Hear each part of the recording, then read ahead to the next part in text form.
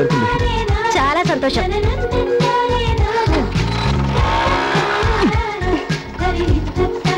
ఏంటండి బండి పట్టుకున్నారు? ఫైల్ దొరికి మీ పని అయిపోయినట్టేనా? నా ఇంటికి ఇంకా 10 నిమిషాలు టైం ఉందండి. నేను లేట్ వెళ్ళి ఉద్యోగం రాకపోతే దానికి ఎవరు బాధ్యత? ఇంతకీ ఏమంటారు? ఏమంటావు? మా ఇంట్లో అవుతుంది తింటాం. ఇంటర్వ్యూ ఎక్కడ? గాంధీనగర్ సెంటర్. సరే రండి. Thank you. డ్రైవర్ పోనీ. ఇంతకీ మీరేం చేస్తుంటారు? లో ఏం సడన్ గా బ్రేక్ వేశారు? మీ మాటలు విని బ్రేక్ పడింది. లా చదువుకొని కోర్టుకి వెళ్ళాలి కానీ ఇంటర్వ్యూకి వెళ్ళడం ఏంటి? ఏం చేస్తామండి, చదువుకునే రోజుల్లో న్యాయం అది ఇది అంటూ తెగ ఆవేశపడిపోయాం. కానీ లా కంప్లీట్ చేసిన తర్వాత తెలిసింది ప్రాక్టీస్ చేయడానికి కూడా డబ్బులు కావాలని. అది లేక ఓ ప్రైవేట్ కంపెనీలో లేబర్ ఆఫీసర్ పోస్ట్ పడితే దానికి అప్లై చేశాను. మీ పుణ్యం అంటూ వెళ్తున్నాను. వస్తుందో రాదో పోనేవడే. ఎవడే టైం అయిపోతుంది, పోనేవడే. Stop stop stop stop. ఇదేనండి. చాలా థ్యాంక్స్ అండి. ముందు మీరు ఇంటర్వ్యూకి వెళ్ళండి. మీరు వచ్చే వరకు ఇక్కడే వెయిట్ చేస్తూ ఉంటాను. ఏమండి, మీరు నన్ను చాలా పొరపాటుగా అర్థం చేసుకున్నారు. ఫైల్ గురించి టెన్షన్, ఇంటర్వ్యూ మిస్ అవుతానన్న భయం వల్ల మిమ్మల్ని టెన్షన్ పెట్టాను. కానీ నేను అలాంటి వాడిని కాదండి. ఏమండి, నిజంగా నేను మిమ్మల్ని ఇబ్బంది పెట్టుంటే సారీ. సారీ. ఓకే.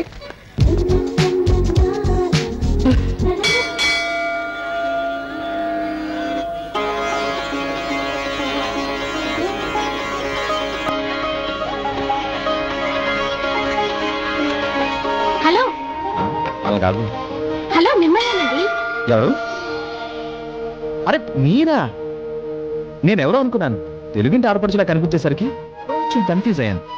మీరు మొన్న నన్ను చేసిన కన్ఫ్యూజన్ కి నాకు మాత్రం బాగా గుర్తున్నారు. ఏంటి హడావిడిగా ప్రదక్షిణాలు చేస్తున్నారు?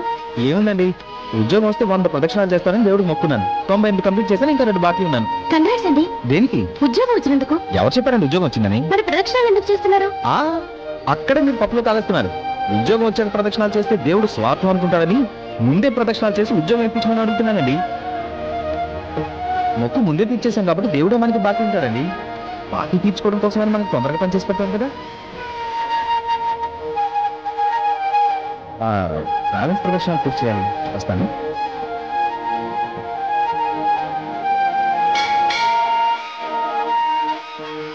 ఏంటంటే అలా చూస్తున్నారు? ఈ డ్రెస్ చాలా అందంగా ఉన్నారు, అందుకే మళ్ళీ చూడాలనిపించింది, చూశాను. ఏమంటండి? అనుకున్నా ఏం ప్రాబ్లం లేదండి. ఏమండి, నేను ఎంత టెన్షన్ గా ఉన్నాను. మీరు ఏ టెన్షన్ లేకుండా పక్కింటి పేపర్ తెచ్చుకుని మరీ చదువుకుంటారా? ఎందుకే టెన్షన్ పడతావు? రాత్రంతా నీ కొడుకు ఇంటికి రాలేదు అంతేగా. నీ కొడుకు ఇంటికి రాకపోతే తల్లిగా నువ్వు టెన్షన్ పడటం భావ్యం. కానీ ఎదురింటి సుబ్బారావు కొడుకు ఇంటికి రాకపోతే నువ్వు టెన్షన్ పడ్డావు అనుకో, అది నాకు టెన్షన్. అయ్యో, నేను చెప్పిన దానికి మీరు మాట్లాడేదానికి ఏమైనా సంబంధం ఉందా? అదే నాకు అర్థం కావట్లేదే. చాలా థ్యాంక్స్ బాబు. సమయానికి నువ్వు బ్లడ్ ఇచ్చి ప్రాణాపాయం నుండి మా అబ్బాయిని రక్షించావు. ఇచ్చి పుచ్చుకోవడంలో థ్యాంక్స్ ఏంటి సార్? నేను బ్లడ్ ఇచ్చాను, మీరు డబ్బు ఇస్తారు. డబ్బా? అవును. వాటర్ బాటిల్ 10 రూపాయలు ఇచ్చుకుంటున్నారు. మరి బాటిల్ బ్లడ్ కి రేట్ ఇవ్వకపోతే ఎలా సార్? చదువుకునే రోజుల్లో సోషల్ సర్వీస్ అని ఫ్రీగా రక్తదానం చేసేవాడిని. కానీ అదే రక్తాన్ని ఫ్యామిలీ సర్వీస్ కోసం అప్పుడప్పుడు అమ్ముకోవాల్సి వస్తుంది. సరే, పేషెంట్ కండిషన్ సీరియస్ గా ఉందని మనీ మ్యాటర్ మాట్లాడుకున్నానే బ్లడ్ ఇచ్చేసాను. ఇప్పుడు మీరు ఎంత ఇవ్వగలిగితే అంతే ఇవ్వండి. లేదా మీరు మా లాంటి మధ్యతరగతి కుటుంబానికి చెందిన వారైతే ఇవ్వకపోయినా పర్వాలేదు. తీసుకో బాబు. థ్యాంక్స్ అండి. ఉంటాం. ఓకే, మంచిదమ్మా. ఊరే వేణు, రాత్రంతా ఇంటికి రాలేదేమిట్రా? ఇంట్లో నీకోసం ఎదురు చూస్తున్న అమ్ముందన్న విషయం మర్చిపోయేవట్రా? అమ్ముందని మాత్రమే కాదు, పాలవాడి అరుపులు, కిరాణా షాప్ వాడి బెదిరింపులు అన్నీ గుర్తున్నాయి. రాత్రి అంతా ఉండే అకౌంట్స్ కంప్లీట్ చేస్తే 500 రూపాయలు ఇస్తాన్నారు. కంప్లీట్ చేశాను, డబ్బు పట్టుకొచ్చాను. అకౌంట్ కంప్లీట్ చేస్తేనే 500 ఇచ్చారా? కేసుని బట్టి ఉంటుందమ్మా. పెద్ద కేసు అనుకో ఎక్కువ అమౌంట్ ఇస్తారు. తీసుకోమ్మా.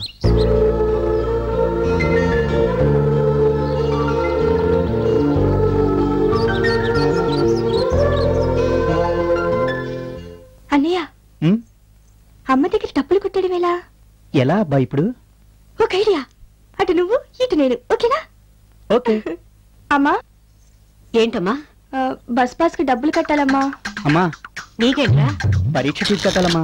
నా పాస్ ముఖ్యమా, నీ పరీక్ష ఫీజు ముఖ్యమా? నేను ఫీజు కట్టకపోతే ఎగ్జామ్స్ రాయని కూడా తెలుసా నీకు? నేను పాస్ కట్టకపోతే కాలేజ్ కి వెళ్ళడానికి వీలవుతుంది తెలుసా నీకు? అయితే ఏంటి? ఆగండి ఆగండి. ఈ డబ్బు కిరాణా షాప్ వాడు కట్టకపోతే మనం తినడానికే కష్టం. ఇప్పుడు చెప్పండి, ఏది ముఖ్యం?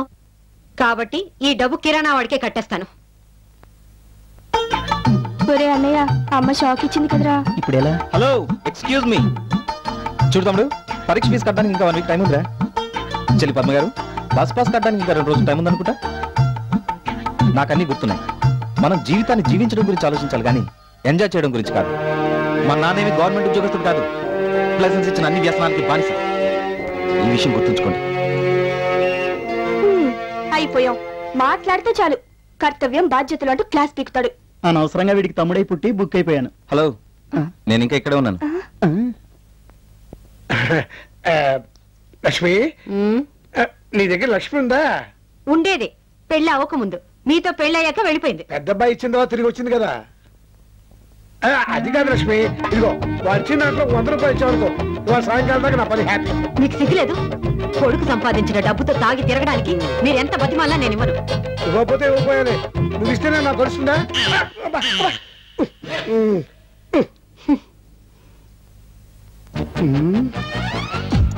ఇంట్లో ఏది ఖరీదైన వస్తువు అయితే అదే ఎత్తుకుపోతాను.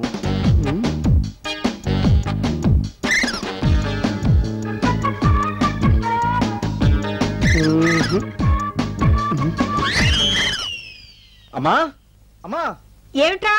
ఇక్కడ నా సర్టిఫికెట్స్ ఉన్న ఫైల్ పెట్టానమ్మా, కనిపించట్లేదే. పెడితే ఎక్కడ పోతుందిరా? ఎక్కడికి పోదని ఇక్కడ పెట్టానమ్మా. ఏమైపోయింది? పద్మా, పద్మా, ఏంటి? ఇక్కడ నా ఫైల్ పెట్టాను, చూసావా? నీ ఫైల్ నేనెందుకు తీస్తాను? తీసావా అనలేదమ్మా, చూసావా అని అడిగాను. ఇంతకుముందు ఇంట్లోకి ఎవరైనా వచ్చారమ్మా? ఎవరు రాలేదురా, కానీ మీ నాన్న మాత్రం హడావుడిగా బయటికి వెళ్ళారు. అమ్మో, నాన్నా, నాన్నా, నా ఫైల్ తీసుకెళ్తున్నావా? ఇది నీ ఫైలా? అమ్మయ్యా, రక్షించాను నాన్న. ఇందులో ఆంధ్ర యూనివర్సిటీ సర్టిఫికెట్లు ఉంటాను, వాడదామనుకున్నాను. వాళ్ళు ఇచ్చిన సర్టిఫికెట్ నాన్న, అందుకే వాడికి అనుకుంటున్నాను రా. ఆ ఫైల్ లో నా లైఫ్ ఉంది. ఇందులో నా లైఫ్ కూడా ఉందిరా. అర్జెంట్ గా దీన్ని 200 రూపాయలు అమ్మేద్దాం అనుకుంటున్నాను. అమ్మేద్దాం అనుకుంటున్నారా? ముందు ఆ ఫైల్ ఇవ్వండి. ఇలా ఇవ్వండి. 50 రూపాయలు ఇచ్చి తీసుకో. నాన్న, నేను నీ కొడుకుని. అందుకే కోర్టుకి అడుగుతున్నాను. ఇంకోటైతే ఫుల్ బాటిల్ అడుగునేవాడి. పబ్లిక్ గా వద్దు, ఎవరన్నా చూస్తే బాగుంటుందో జేబులో పెట్టాయి. దీనికేం తక్కువ లేదు. All the best. మంచి ఉద్యోగం సంపాదించి గొప్పవాడే కదా. నేను నీ తండ్రిని గర్వంగా చెప్పుకోవాలి. ఎవరికి? బ్రాందీ షాప్ వాడికా? బ్రాందీ షాప్ వాడైతే మనిషి కదా. ఎప్పుడైనా అప్పించేది వాడే నాకు.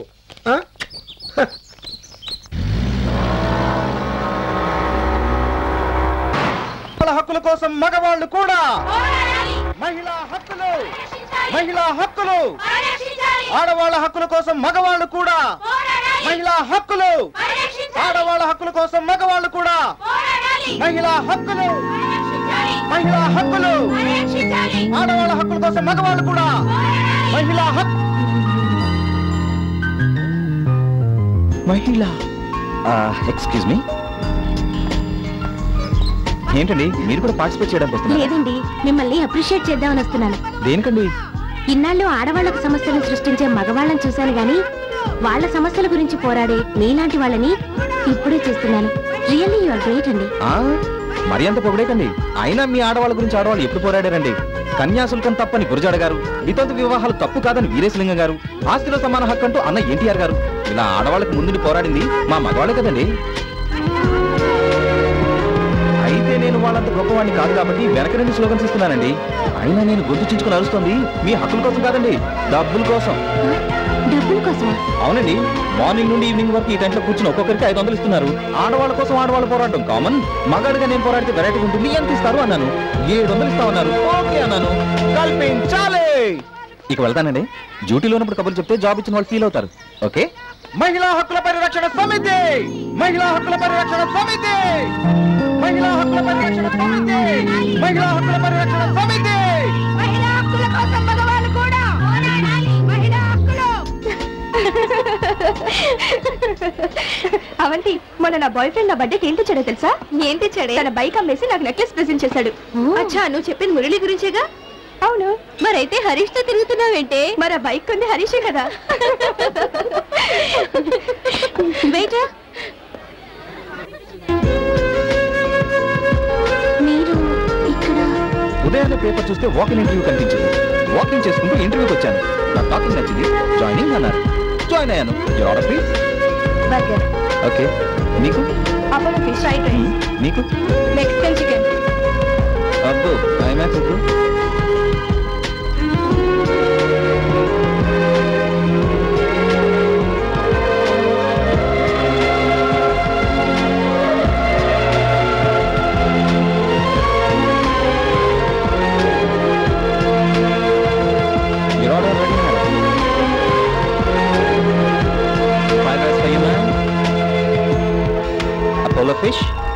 Burger burger.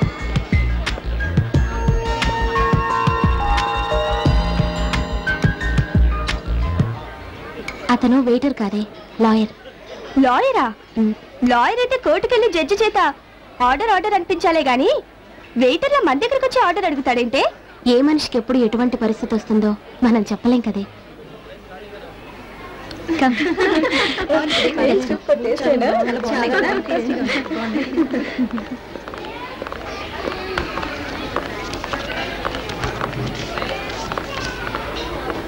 Excuse me. Hello, మిమ్మల్ని అండి. ఏంటి 500 ఎక్స్ట్రా ఇచ్చారు? టిప్పా? అవును. టిప్ 500 రూపాయలు వేశారంటే డెఫినెట్ గా మీరు నా మీద జాలిపడి ఉంటారు. చూడండి, నా మీద నేనే జాలిపడను. మీరెవరండి జాలిపడడానికి? 500 రూపాయలు టిప్ గా వేసేంత గొప్ప మనసు మీకున్నా, తీసుకునేంత చీప్ మనసు నాకు లేదు. తీసుకోండి.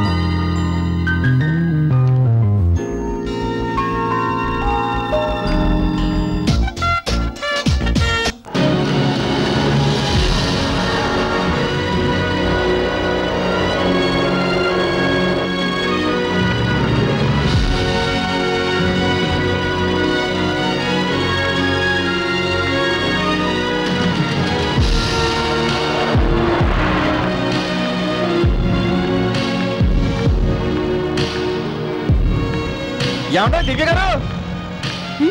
ఏంటండి మిమ్మల్ని ఇది మోసుకెళ్ళాలి కానీ మీరేంటి దీన్ని తోసుకెళ్తున్నారు? దీనికి కొంచెం హెల్త్ ప్రాబ్లం, మెకానిక్ దగ్గరికి తీసుకెళ్తున్నాను. ఏంటి ఫీవరా? మెడిసిన్ కోసం. సరే ఇవ్వండి, నేను తోసుకొస్తాను. అవసరం లేదండి, నాకు ఒకళ్ళ మీద ఆధారపడడం ఇష్టం లేదు.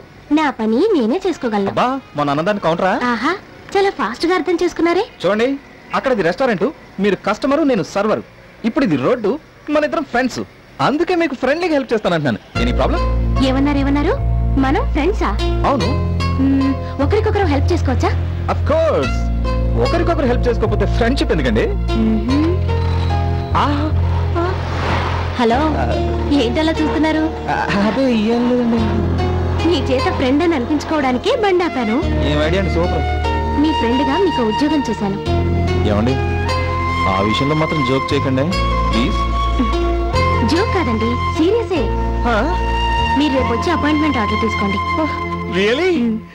స్వామి థాంక్స్. ఇదేంటండి, ఉద్యోగం నేనిప్పిస్తే థాంక్స్ దేవుడికి చెప్తారేంటి? ఏమండి, ఇప్పుడు గీతలో కృష్ణుడు ఏమన్నాడు? చేసేది నేనే, చేయించేది నేనే అని అన్నాడా లేదా? ఆయన దేవుడే పని డైరెక్ట్ గా చేయడండి, మీలాంటి బ్రోకర్స్ ద్వారా, మీడియేటర్స్ ద్వారానే చేస్తుంటాడు. మీడియేటర్సా? నా దృష్టిలో కాదండి. అయితే మిమ్మల్ని ఎక్కడ కలవచ్చు? రోడ్ నెంబర్ 9 బస్ స్టాప్ దగ్గర 10 o'clock వెయిట్ చేస్తూ ఉండండి, నేను వచ్చి పికప్ చేసుకుంటాను. ఓకే, 9 o'clock నుంచి వెయిట్ చేస్తానండి. బాయ్. రండి, డ్రాప్ చేస్తాను. భలే వారండి, మనకు ఆల్రెడీ లిఫ్ట్ రెడీగా ఉందండి. ఆల్రెడీ రెడీగా ఉందా? ఎక్కడా? మీరే చూడండి.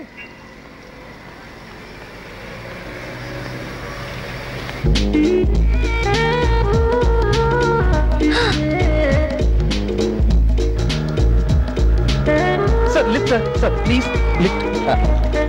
కొంచెం బీచ్ రోడ్లో దిగుతారా? ఎక్కండి.